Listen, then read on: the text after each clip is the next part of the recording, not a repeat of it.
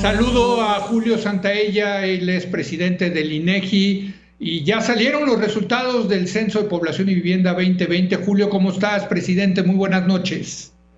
Leo, buenas noches, encantado de platicar contigo. Pues sí, ya salieron los resultados del censo. Creo que eso es lo primero que tenemos que destacar. México tiene un censo de población y vivienda a pesar de las dificultades que vivimos el año pasado en México y en todo el mundo con la pandemia. No fue un ejercicio sencillo, hubo dificultades que vencer, pero pues se reportaron ya los resultados del Censo de Población y Vivienda. En México vivimos 126.014.024 personas. Leo. Julio, presidente, desde luego podríamos hacer programas enteros de la gran cantidad, de la riqueza de información que tiene el censo. Yo la estuve viendo ayer, impresionante. Acá tenemos desgraciadamente 7 minutos en este segmento con la intención de seguirte molestando para hablar de esto, pero dinos los principales resultados, así los principales highlights de lo que encontraron. Mira, Leo, efectivamente es un mar de información que tiene el Censo de Población y Vivienda. Déjame darte algunos de los resultados que a mí me llaman mucho la atención. Número 1, se confirma el proceso de desaceleración de la tasa de crecimiento demográfico de nuestro país, una tasa que era del 3.4% en los años 60, ahora en esta última década es del 1.2%, lo cual significa que estamos creciendo más despacio.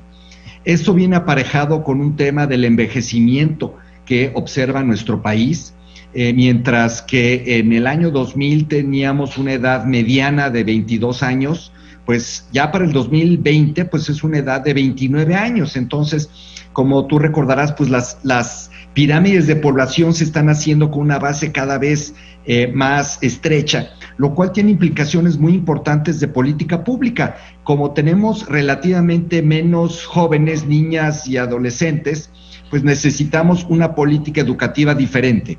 Y por el contrario, como tenemos un mayor número de personas mayores, pues tenemos, por ejemplo, política de salud diferente.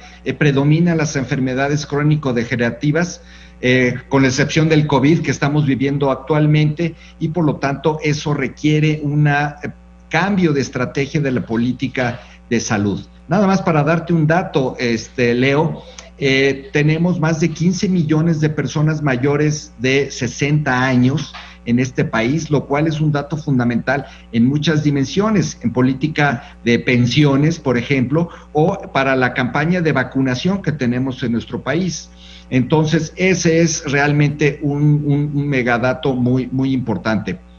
Otro tema, digamos, de los encabezados es el esfuerzo que se ha hecho en el Censo de Población y Vivienda, Leo, para poder poner la mira en poblaciones que son relativamente vulnerables.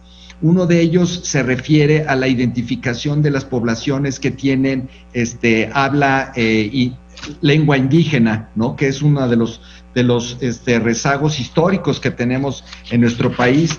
El censo identifica a 7.4 millones de personas que hablan una lengua indígena y además nos dice en dónde están, lo cual es muy importante.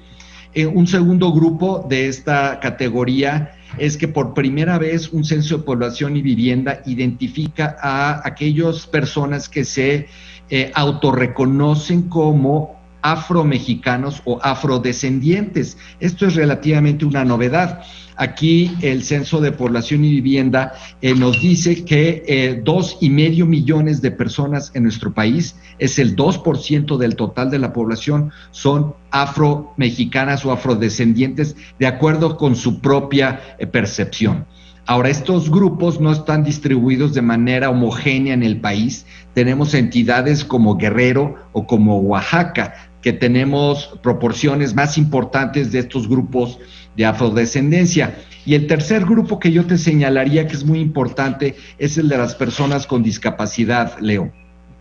Hicimos una indagación más profunda sobre este tema, buscando cuáles son las limitaciones que aquejan a las personas y además en qué grado es esta dificultad para poder hacer una serie de actividades cotidianas. Y encontramos que 6.2 millones de personas pueden considerarse con discapacidad y por supuesto necesitan una serie de atenciones, como por ejemplo un esquema de cuidados, como por ejemplo una política de accesibilidad y otra serie de elementos muy importantes.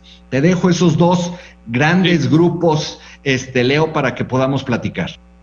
Presidente, nos quedan 3 minutos y sí quiero hacerle una pregunta sobre el bienestar que se refleja en las viviendas de los mexicanos. Ustedes miden que si tienen pisos firmes, que el número de focos, refrigeradoras, lavadoras, televisoras, ahora muy importante, acceso a computadoras y al internet.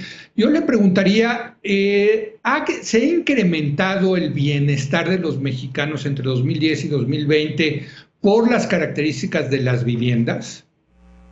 Leo, la respuesta rápida es sí. De acuerdo con las características de las viviendas y los servicios con que cuentan, definitivamente ha habido un progreso material que debe estar aparejado con este tema del bienestar. Tenemos un incremento en pisos de mayor calidad con recubrimiento, tenemos un incremento en la cobertura de la disponibilidad de agua potable y de la red pública de drenaje. Esos son datos importantes que se destacan en este censo de población y vivienda.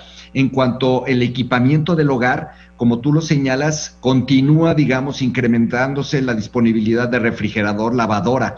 Pero en temas de tecnologías de la información destaca el incremento importante, por ejemplo, en la disponibilidad de celular, de telefonía celular, del internet, que tiene un salto importantísimo. Ahora más de la mitad de los hogares de nuestro país, de acuerdo con el censo, ya tienen conectividad de internet. Y también tenemos incremento mucho menor en términos de computadoras y laptop, ¿no?